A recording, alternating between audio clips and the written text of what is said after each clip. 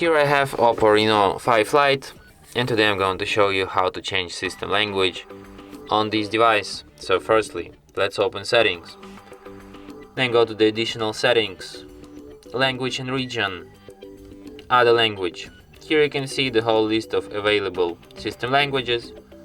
So let's pick, for example, maybe Ukrainian, and then to set up Ukrainian as your system language, drag it on top like this, and then tap change to Ukrainian, and the language will be changed.